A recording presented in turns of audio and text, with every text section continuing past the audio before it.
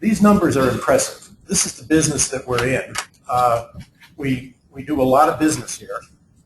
Many borrowers. You see all the items loaned, over 900,000 items loaned, 46,000 digital downloads, over 1,000 programs, 2,800 program attendees, and 68,000 computer users. It's a big business that we're running here, and it requires people to make it work. There are approximately 110 employees. It amounts to about 47.5 full-time equivalents, and we're not a 7 or 8 hour a day operation. We're open 70 hours a week, and that requires a lot of staff to make that work. Many employees are part-time, and that is also a way that helps us cover all the hours that we need to cover here. Now, in developing a budget, all that stuff that I just mentioned has to be taken into account. We have a big operation, and we have a lot of people to make it work. So we have to deal with those things. We have to continue to meet the community's needs for services. We need to treat our employees fairly, and we want to keep our expenditures as low as possible under those circumstances. And in the course of doing all of this, we want to maximize the value to our taxpayers. Not every taxpayer is a library user, but they pay the taxes. And we want to be sure that, to the extent we can, that they feel they are getting value for their taxes as well. That value may be expressed in property values, their home values, things like that. So we consider all that stuff. And then as we develop this year's budget, we had to deal with the fact that there's a continued growth in the use of services and the collections and the facility. We have growing expenditures for books and materials. Personnel costs go up, partly our doing, granting raises and things, partly through the state retirement system. That's a biggie for us the last few years. The retirement fund fell sort of on hard times with the economic crash of the late 2000s. And as a result, public employers had to contribute money into the retirement system to make up for those losses. So we've been hit with some big increases there the last couple of years. We also, this year, had some, I'll call them revenue offsets, changes in our revenue picture that we had to take into account or wanted to take into account. We refinanced the bond for this building and got a nice reduction, an annual savings of about $55,000. And that's a good chunk of savings. We've been continually reassessing contracts and revising them downwards, getting better deals wherever we can. Terry's been leading the charge on that. And we're doing cooperative purchasing for databases and ebooks and audiobooks. So these are all things that are sort of helping us out on the revenue side, places where we don't have to spend money. So we wind up with this as our expenses. What you see there is the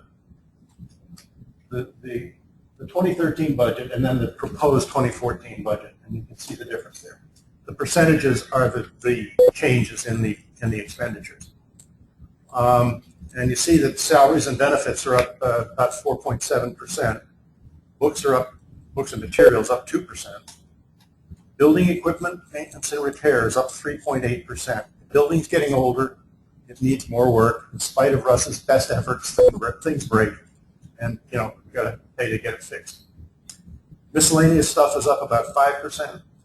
And the bond payments, however, are down 15.8%. Part of that is the renegotiated bond for this building, and the rest of it is that we're paying off this year the last of the bond for the old building. So that's a nice savings for us. On the revenue side, we're going to have a total tax levy of $3.9 million. Now the levy is the amount of money that we collect from the town taxpayers, really, from the towns. In addition to that tax revenue, we've got other public funds of 19,000 and small amounts for gifts and interest. Interest used to be a nice big amount, but with the banking situation the last few years, where we used to get $70,000 or $80,000 of interest in a year, we're down to $4,000 or $5,000.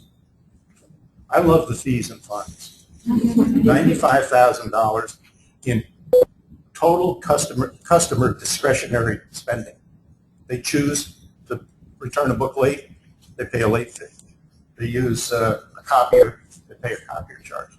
We don't have to extract that from anybody, it just comes in. Now, this year, the last item there, appropriated funds. You see, for this current year, we had $127,000 there. That means that we applied $127,000 of money that we had in our bank account to offset the need for additional taxes for this current year.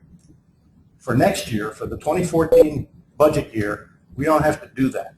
We are going to be able to fully fund the operation through the taxes that we raise from the public and these other revenue sources. That means that our fund balance does not have to get brought down anymore. We have been deliberately using accumulated fund balance over the last 5 or 6 years since we moved into this building.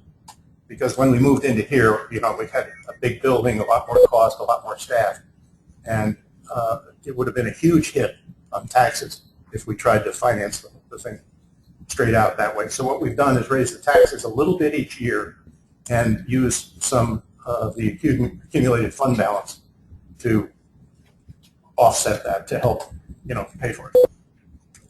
But we now are at a point where going forward, we should be able to run the whole operation on just taxes and the other revenues. And we can keep that fund balance for what other people call the rainy day fund. An emergency comes up or something like that, where you get a particularly hard year and may have to apply some. But that's a big milestone in my mind. Now the way we get the money, this is a lot of inside baseball and way more complicated than it needs to be, and that's because of the state equalization and assessment process. But because we serve 2 different towns and they have 2 different assessment schemes, and taxes are raised based on the assessed value of property, you have to find a way to equalize that so that equal market value properties pay the same amount of taxes. If anybody wants to walk through this calculation, we can do it. But we've got an equalization rate and an assessed value. And the net result of the whole thing is you come up with a tax rate that you're going to apply to each town, which will raise the money that we need, for our levy.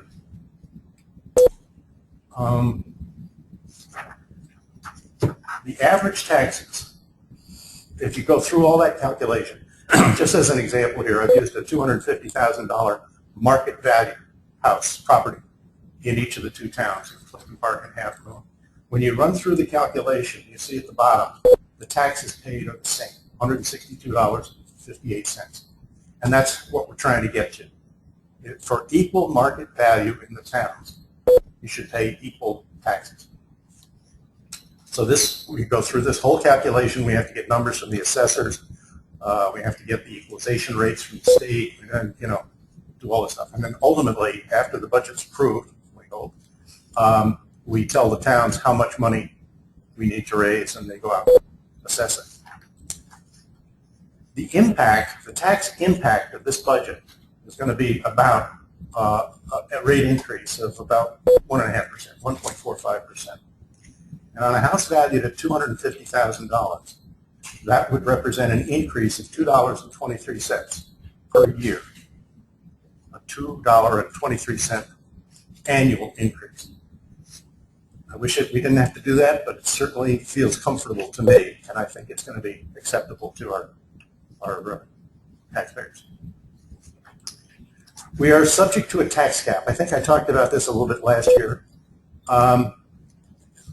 The words mean different things to different people, but we talk about a 2% tax cap. What that really means is The state law says you can increase the levy, the dollar amount that you raise via taxes, by 2% or the rate of inflation, whichever is less. But there's a whole lot of adjustments to that because that assumes all else being equal. All else is not equal. We have growth in our community. When you have growth in the community, it normally means you have to provide more services. We're allowed to do that, so we can make an adjustment for the tax-based growth. There are also provisions to not reflect in this big increases, such as lawsuit settlements. That hasn't been an issue for us, but one that has been is the contribution to the employee retirement system. That's been way higher than was reasonable or anticipated, and we're allowed to take that into account when we figure out what our actual allowable levy is. Our proposed budget is less than the tax cap limit. The levy increase is 2.91%, and the limit, after we take into account all these other adjustments, is 3.57%. So we're well within the tax cap, and that's a good thing. And finally, as Alex said, there are 2 Clifton Park positions open, and we have received a petition from a Mr. Ronald Weiss, and I'm assuming he's going to win his election.